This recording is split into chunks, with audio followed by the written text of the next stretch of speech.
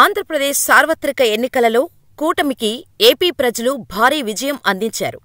రాయలసీమ, ఉత్తర కోస్తా, దక్షిణ కోస్తా ప్రాంతమేదైనా ఓటర్లు స్పష్టమైన తీర్పు ఇచ్చారు. కన్ఫ్యూజన్ లేకుండా కూటమికి పట్టం కట్టారు. 2019 ఎన్నికల్లో జనసునామీ సృష్టించి 151 సీట్లతో ప్రభుత్వాన్ని ఏర్పాటు చేసిన వైఎస్ జగన్ నేతృత్వంలోని వైసీపీ చతికిలపడిపోయింది. వైసీపీ ఓటమికి, టీడీపీ విజయానికి బీజం పడింది. టీడీపీ అధినేత చంద్రబాబు ప్రమాణ స్వీకారం ఈ నెల 12న జరపటానికి టీడీపీ నేతలు రంగం సిద్ధం చేస్తున్నారు. ఒక ప్రమాణ స్వీకారం రోజు చంద్రబాబు నాయుడు గారితో పాటు మరికొంతమంది మంత్రులుగా ప్రమాణ స్వీకారం చేయబోతున్నట్టు సమాచారం. అయితే చంద్రబాబు నాయుడు క్యాబినెట్లో మంత్రులుగా ఎవరికి చోటు దక్కనున్నది అనేది ఆసక్తికరమైన చర్చగా మారింది. జనసేన పార్టీ నుంచి ఎంతమందికి క్యాబినెట్లో చోటు కల్పించబోతున్నారు అనే దానిపై ఉత్కంఠ నెలకొంది. మరోవైపు బీజేపీ నుంచి ఎంతమందికి చోటు కల్పించనున్నారు అనే దానిపై ఉత్కంఠ నెలకొంది. అయితే తాజాగా ఓ జాబితా సోషల్ మీడియాలో వైరల్గా మారింది. ఇక ఎన్డీఏ భాగస్వామ్యం కావటం వల్ల కేంద్ర క్యాబినెట్లో కూడా టీడీపీలో కొందరికి మంత్రి పదవులు దక్కుతాయి. ఆ అవకాశం హ్యాట్రిక్ విక్టరీ సాధించిన కింజారపు రామ్మోహన్ నాయుడుకి వస్తుందని తెలుస్తోంది. అంతేకాదు, పవన్ కళ్యాణ్కు కూడా కేంద్ర క్యాబినెట్లో పదవి దక్కనుందని, అంతేకాదు నారా లోకేష్కు కూడా కేంద్ర పదవి దక్కనుందని, కాబట్టి వీరు చంద్రబాబు క్యాబినెట్లో ఉండే అవకాశం లేదని తెలుస్తోంది. శ్రీకాకుళం జిల్లాలో హ్యాట్రిక్ విక్టరీతో 6 సార్లు గెలిచిన ఎమ్మెల్యేగా కింజరాపు అచ్చెన్నాయుడు, వరుసగా 3 సార్లు గెలిచిన ఎమ్మెల్యేగా బెందాలం అశోక్, 2 సార్లు ఎమ్మెల్యేగా గెలిచిన వారిలో కూనా రవికుమార్, బగ్గు రమణమూర్తి ఉన్నారు. జిల్లాలో ఒక్కరికే మంత్రి పదవి ఇవ్వాల్సి వస్తే టీడీపీ రాజకీయం రసవత్తరం కానుంది. కీలకమైన వెలమ సామాజిక వర్గానికివ్వాలా, కాళింగ సామాజిక వర్గానికా అన్న చిక్కుముడి తప్పక ఉంటుంది. వెలమ సామాజిక వర్గానికే ఇవ్వాల్సి వస్తే అచ్చెన్నాయుడికే దాదాపుగా ఇచ్చే అవకాశం ఉంది. కాళింగ సామాజిక వర్గానికి ఇవ్వాల్సి వస్తే 2 సార్లు గెలిచి, గతంలో పార్టీ విప్పుగా పనిచేసి, ఇటీవల ఎన్నికల వరకు జిల్లా అధ్యక్షుడిగా పనిచేసిన కూనా రవికుమార్కు ప్రాధాన్యత ఇచ్చే అవకాశం ఉంది. 3 సార్లు గెలిచారని పరిగణలోకి తీసుకుంటే ఇచ్చాపురం ఎమ్మెల్యే బెందాలం అశోక్పై ఆలోచన చేసే అవకాశం ఉంది. కానీ టీడీపీ రాజకీయాలు శాసిస్తున్నవారిగా చూస్తే కూనా రవికుమార్కే అగ్రతాంబూలం ఇచ్చే అవకాశం ఉంది.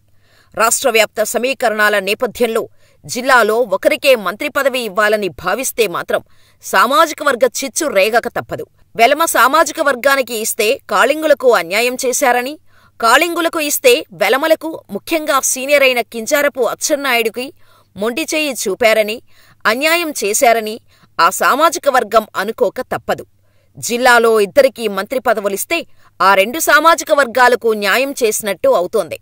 లేదంటే ఒకరికి మంత్రి పదవి, మరొకరికి గతంలో మాదిరిగా విప్పిచ్చి సర్దుబాటైనా చేసి చేతులు దులుపుకోవచ్చు.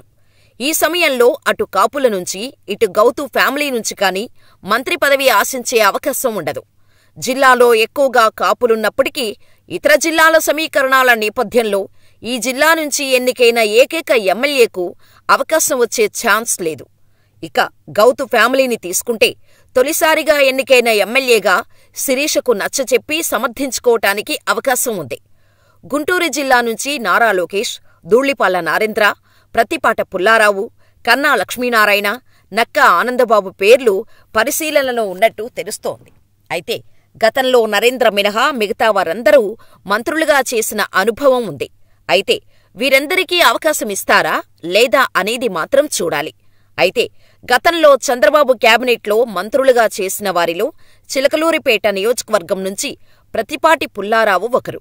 2014 ఎన్నికలలో టీడీపీ నుంచి గెలిచిన పుల్లారావుకి చంద్రబాబు నాయుడు ముఖ్యమైన వ్యవసాయ శాఖ మంత్రిగా బాధ్యత అప్పగించారు. మరలా క్యాబినెట్ విస్తరణలో భాగంగా పుల్లారావును పౌర సరఫరాల శాఖ మంత్రిగా నియమించారు. చిలకలూరిపేట నియోజకవర్గం నుంచి 3 సార్లు ఎమ్మెల్యేగా గెలిచి మంత్రి పదవి చేపట్టిన పుల్లారావుకు క్యాబినెట్లో చోటు దక్కే అవకాశం ఉందని ప్రచారం జరుగుతోంది. అయితే ప్రస్తుత క్యాబినెట్లో చంద్రబాబు, పుల్లారావు ఏ పదవి బాధ్యతలపై ఇస్తారో అనే అంశంపై నియోజకవర్గంలో ఆసక్తికరమైన చర్చ జరుగుతోంది. ప్రస్తుత ఎన్నికలలో టీడీపీ అభ్యర్థి పత్తిపాటి పుల్లారావు, వైసీపీ అభ్యర్థి కాబట్టి మనోహర్ నాయుడుపై 33,000 పైచిలుకు ఓట్లతో మెజారిటీ సాధించారు. విజయనగరం జిల్లా నుండి అదితి విజయలక్ష్మి గజపతిరాజు, కళా వెంకట్రావు, గుమ్మడి సంధ్యారాణి, విశాఖ జిల్లా నుంచి వంగలపూడి అనిత, కొనతాళ్ల రామకృష్ణ, చింతకాయల అయ్యన్నపాత్రుడు, తూర్పుగోదావరి జిల్లా నుండి గోరట్ల బుచ్చయ్య చౌదరి, దేవవరప్రసాద్, పశ్చిమ గోదావరి జిల్లా నుండి నిమ్మల రామానాయుడు, రఘురామకృష్ణరాజు, కృష్ణా జిల్లా నుండి శ్రీరామ్ తాతయ్య, కొల్లు రవీంద్ర, కామినేని శ్రీనివాసరావు, గుంటూరు జిల్లా నుండి అనగాని సత్యప్రసాద్, నక్కా ఆనందబాబు, నాదెళ్ల మనోహర్, ప్రకాశం జిల్లా నుండి డోలా బాల వీరాంజనేయస్వామి, గొట్టిపాటి రవికుమార్, నెల్లూరు జిల్లా నుండి పొంగూరు నారాయణ, కోటంరెడ్డి శ్రీధర్రెడ్డి, వేమిరెడ్డి ప్రశాంత్ రెడ్డి, కొవ్వూరు, చిత్తూరు జిల్లా నుండి నల్లారి కిషోర్ కుమార్ రెడ్డి, విఎం థామస్, అమర్నాథ్ రెడ్డి, కడప జిల్లా నుండి మాధవీరెడ్డి, భూమిరెడ్డి రామ్గోపాల్ రెడ్డి, వరదరాజులు రెడ్డి, కర్నూలు జిల్లా నుండి కోట్ల జయసూర్యప్రకాష్ రెడ్డి, జనార్దన్ రెడ్డి, మహమ్మద్ ఫరూక్, అనంతపురం జిల్లా నుండి పరిటాల సునీత, పయ్యావుల కేశవ్, సత్యకుమార్ పేర్లు కూడా పరిశీలనలో ఉన్నట్టు తెలుస్తోంది. ఇక జనసేన పార్టీ అధినేత పవన్ కళ్యాణ్ కోసం తన టికెట్టు త్యాగం చేశారు మాజీ ఎమ్మెల్యే ఎస్వీఎస్ఎన్ వర్మ. పవన్ కోసం తన సీటునే త్యాగం చేసిన నేపథ్యంలో వర్మకు చంద్రబాబు నాయుడు క్యాబినెట్లో ఖచ్చితంగా చోటు కల్పిస్తారనే సమాచారం వినిపిస్తోంది. ఇప్పటికే వర్మను ఎమ్మెల్సీని చేస్తానని, అంతేకాదు ఊహించని స్థానం కూడా కల్పిస్తానని చంద్రబాబు నాయుడు హామీ కూడా ఇచ్చారు. జనసేన పార్టీని గెలిపించేందుకు విశేష కృషి చేసిన వర్మకు కూడా ఎమ్మెల్సీ ఇచ్చి మరీ మంత్రిగా చేయటానికి టీడీపీ అధినాయకత్వం రెడీగా ఉందని ప్రచారం జరుగుతోంది. జనసేనలో 5గురికి మంత్రి పదవులు ఇవ్వనున్నట్టు సమాచారం. కూటమి మంత్రిగా ఉండేవారిలో మొదటి వ్యక్తి నాదెండ్ల అని అంటున్నారు. అదేవిధంగా చూస్తే రెండవవారు గోదావరి జిల్లాలకు చెందిన కందుల దుర్గేష్. ఈయన జనసేన పార్టీ జిల్లా అధ్యక్షుడిగా ఉంటూ పార్టీకి ఎంతో సేవ చేశారు. ఇక 2019లో రాజమండ్రి రూరల్ నుంచి జనసేన తరపున పోటీ చేసి అత్యధిక ఓట్లు సాధించారు. ఈసారి ఆయనకు రాజమండ్రి రూరల్ నుంచి సీటు దక్కలేదు. అయినా కూటమి ధర్మాన్ని పాటించి నిడదవోలు వెళ్లి పోటీ చేశారు.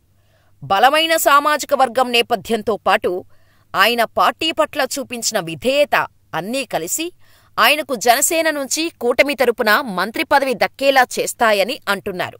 అంటే కందుల దుర్గేష్ మంత్రిగానే ఈసారి చట్టసభలో అడుగుపెడతారు అన్నమాట. ఇక మూడో బెర్త్ ఉత్తరాంధ్ర జిల్లాల నుంచి సీనియర్ మోస్ట్ లీడర్ మాజీ మంత్రి అయిన కొనతాల రామకృష్ణకు దక్కుతుంది అని అంటున్నారు. ఆయన ఇప్పటికీ 2 దశాబ్దాల క్రితమే మంత్రి అయ్యారు. వైఎస్సార్ ప్రభుత్వంలో 5 ఏళ్ల పాటు పోటీ చేశారు. ఆయన సమర్థుడుగా, వివాదరహితుడిగా పేరు తెచ్చుకున్నారు. బలమైన బీసీ సామాజిక వర్గానికి చెందిన కొనతాలకు మంత్రియోగం ఖాయమని అంటున్నారు. అయితే మిగిలిన 2 పదవులు ఎవరికి ఇస్తారు అనే దానిపై క్లారిటీ రావాలి. అయితే పార్లమెంటు ఎంపీ సీటు త్యాగం చేసిన నాగబాబుకు కూటమి ప్రభుత్వం టీడీపీ బోర్డు చైర్మన్గా పదవి ఇవ్వనున్నట్టు తెలుస్తోంది.